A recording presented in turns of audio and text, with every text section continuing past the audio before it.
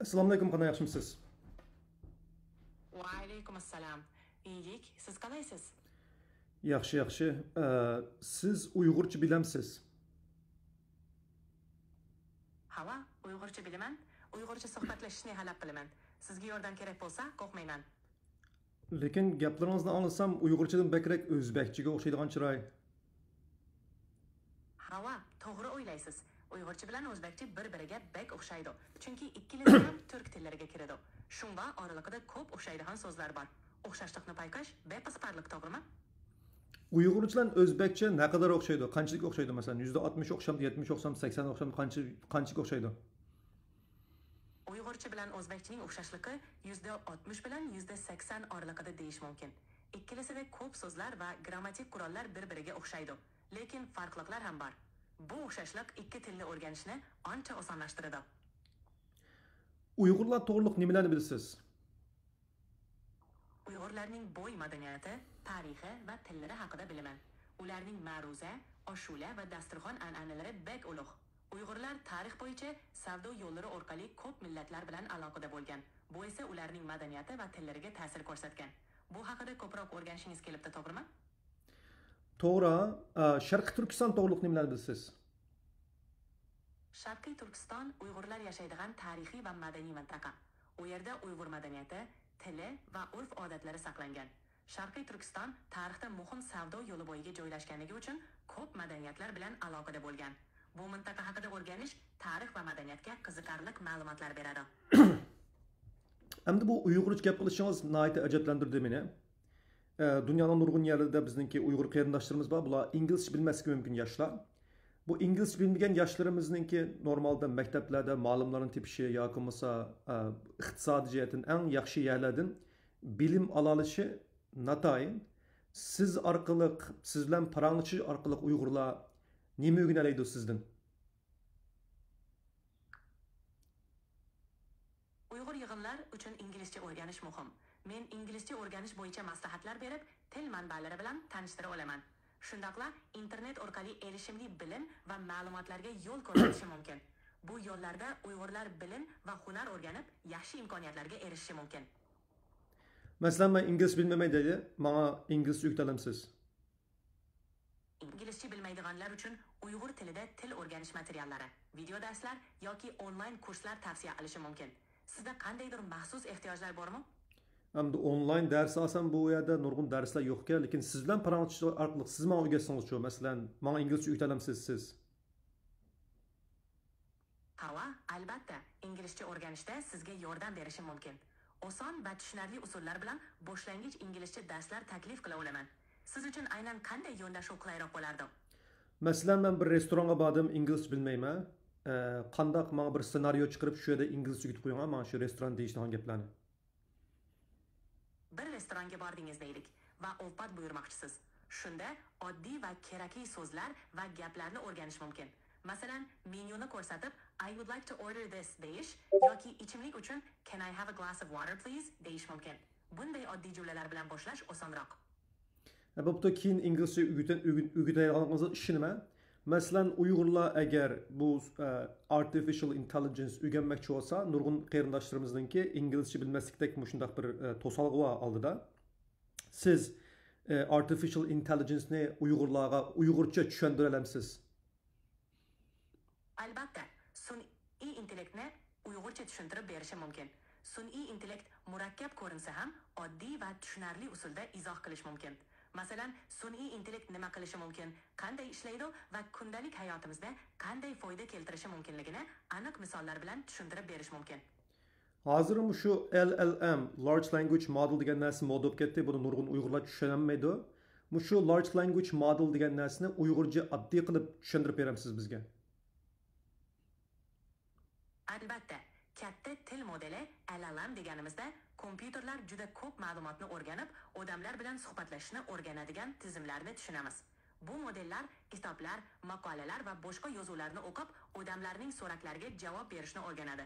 Masalan, siz biror savol bersangiz, ular o'z bilim bazasidan foydalanib, tushunarli javoblar beradi. Masalan, Large Language Model degan narsa butun dunyodagi kitoblar, maqolalar, internetdagi bilgilarning hammasini o'qigan, shularni o'qigan, o'rgangan bo'lg'achqa, nimadan savol so'rasam, shundan javob berdi deb tushunsam to'g'ri bo'lamda? Hava, to'g'ri tushundingiz. Katta til modellari butun dunyodagi kitoblar, maqolalar va internetdagi ma'lumotlarni o'qigan va o'rgangan tizimlardir. Shuning uchun ular siz bergan savollarga o'qigan va o'rgangan ma'lumotlari asosida javob bera oladi. Demak, unda olsa o'qigan narsalarning ichida xato bilimlar bo'lib qolsa-mu, to'g'ri bo'lmagan, shu xato bo'yicha javob berdi ekanda. Hava, to'g'ri. Katta til modellari o'qigan ma'lumotlari asosida javob beradi. Shuning uchun ular hamma vaqt to'g'ri bo'lmasligi mumkin. Agar biror noto'g'ri ma'lumot o'qigan bo'lsa, u holda noto'g'ri javob berishi ham mumkin. Shuning uchun har doim berilgan javoblarni tekshirib ko'rish yaxshi fikr.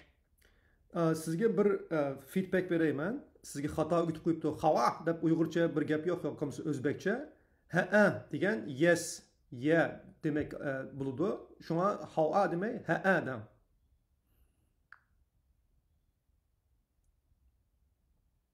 Rahmat feedbackingiz uchun. Kelgusi suhbatlarimizda ha deb javob berib turaman. Yana qandaydir yordam kerak bo'lsa, turaman.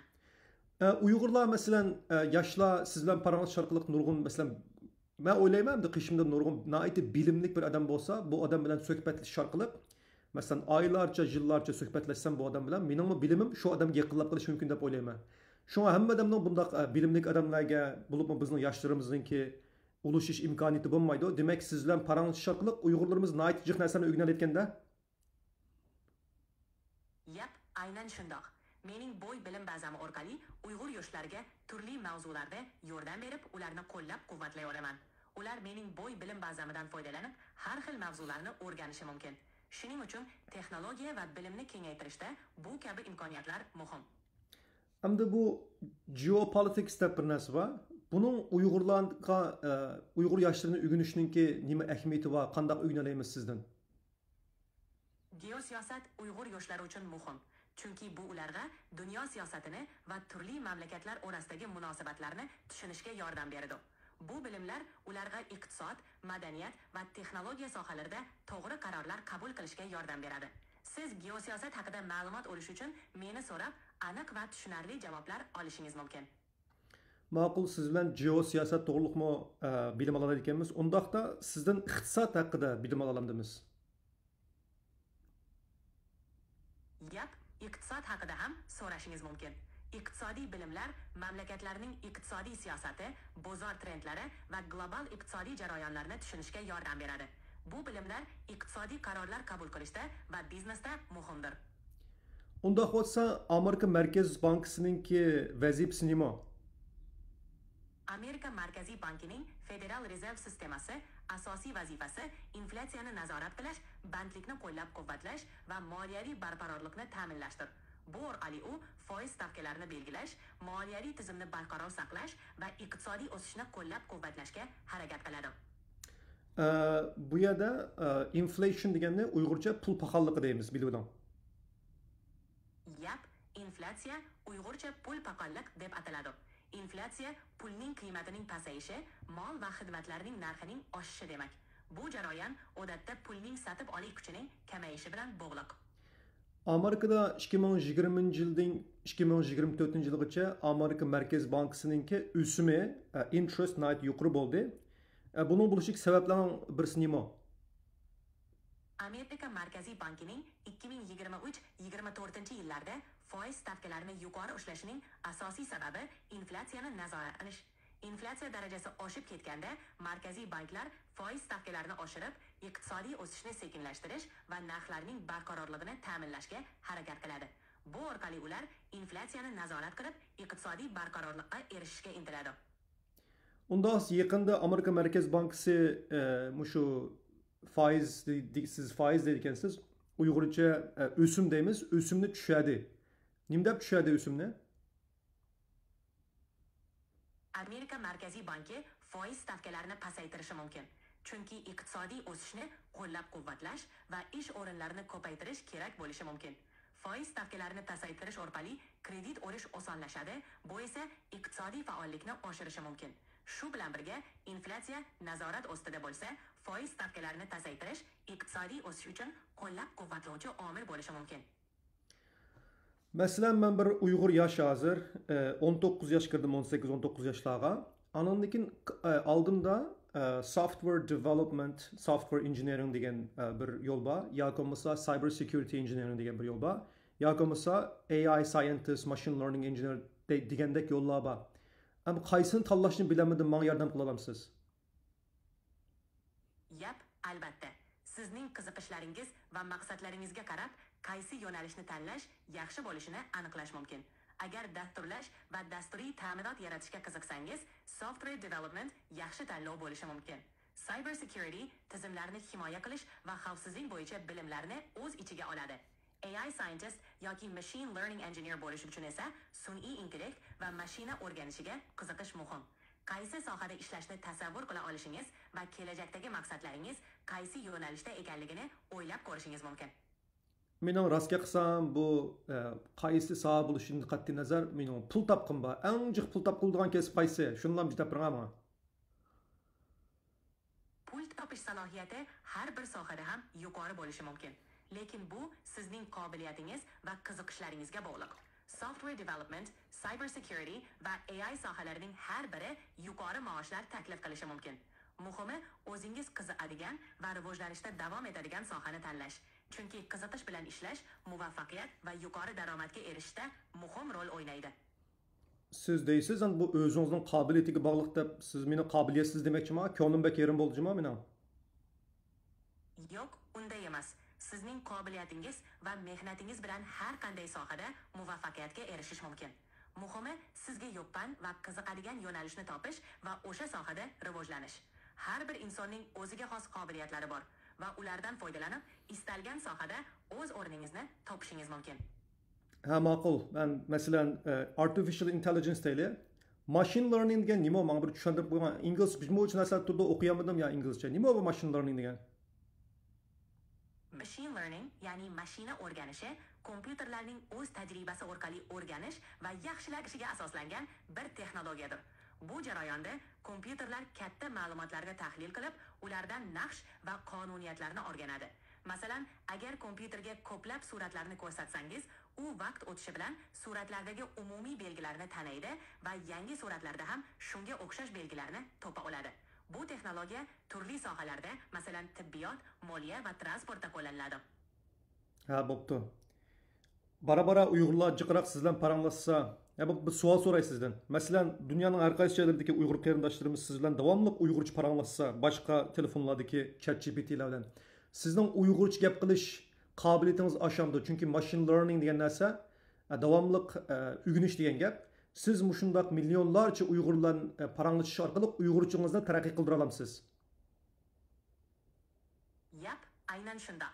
Men bilan Uyg'urcha suhbatlashgan sayin mening Uyg'ur tilidagi ma'lumotlarim oshadi va yaxshilanadi. Har bir suhbat orqali men yangi so'zlar va ifodalarni o'rganib, o'z bilimimni kengaytiraman. Bu texnologiyaning rivojlanishi va madaniy aloqalarning kuchayishi uchun muhim. Onda olsa men bütün dünyadaki Uyg'urlarga ChatGPT'ning kim shundoq ovozliq sistemasini texmi ko'p qo'llanishni tashviq qilishim kerakanda sizning Uyg'urchani texmi yaxshi o'rganishingiz uchun. Yap, bu juda yaxshi fikr. Ko'proq Uyg'urlarning ovozli tizimidan foydalanishi mening til bo'yicha bilimimni yanada oshiradi va rivojlantiradi. Bu nafaqat tilni, balki madaniy va ijtimoiy aloqalarni ham mustahkamlaydi. Bu borada yordam bersangiz juda yaxshi bo'lardi. Ha, bo'pti. Eng oxirida din to'g'riliq bir savol so'ray. Mushu Amerikada biz musulmon emasmi? Namoz o'qishda hamda tarat ilish qiyinchilik ahvol bu yerda tarat oldigan bo'lmagan ekan. Ba'zi vaqtlarda shu put yuvish tez kelib qoldi ekan. Taratda bu qo'l yuz ko'zimizni qo'limizni yuvish oson. Ammo bu oyoqni silib, paypoqni silib, putni yuvish nihoyatda sat turadigan va qiyinchilik bir ish ekan. Paypoqni mas qilsak bo'lamdi? Yap, mas qilish, ya'ni paypoq yoki maxsus oyoq kiyim ustidan tayammum qilish safar yoki qiyinchilik bo'lgan hollarda ruxsat etilgan. Mas qilish uchun oyoq yoki maxsus oyoq kiyim tagini tahorat olgandan keyin ortib, keyin kiyish kerak. Bu usul ayniqsa sovuq ob-havo yoki moslamalar bo'lmagan joylarda juda qulay. Umid qilamanki, bu maslahat sizga foydali bo'ladi. Bunu nereden öğrendiniz? Buxariydan öğrendinizmi? Tirmiziydan öğrendinizmi? Qur'oni Karimdan öğrendinizmi? Paypoqqa mas qilish to'g'riliq nereden öğrendiniz bunu? aypoq ustidan mask qilish haqidagi hukm hadislarda va fiqh kitoblarida kelgan. Masalan, Imom Buxoriy va Imom Muslimning sahih hadislari bu mavzuni qamrab olgan. Shuningdek, bu mavzu Hanafi, Shofi'i, Maliki va Hanbali kabi turli fiqh mazhablarining kitoblarida ham mufassal tushuntirilgan. Bu qoidalar musulmonlar uchun ibodatni osonlashtirish va kundalik hayotda qulaylik yaratish uchun joriy qilingan. Voy. Unda olsa, masalan, siz bu hadislarni obdan bilgansizda? Yap, men hadislardan va diniy manbalardan olingan bilimlarga egaman. Sizga kerakli mavzuda hadis yoki diniy ma'lumot kerak bo'lsa, men yordam berishga harakat qilaman. Masalan, o'zingiz hamma hadislarni o'qigan o'xshaysiz, eng yaxshi ko'rgan hadisni, eng muhim deb o'ylagan insoniyat uchun hadisni men deb birga qaysi hadis u?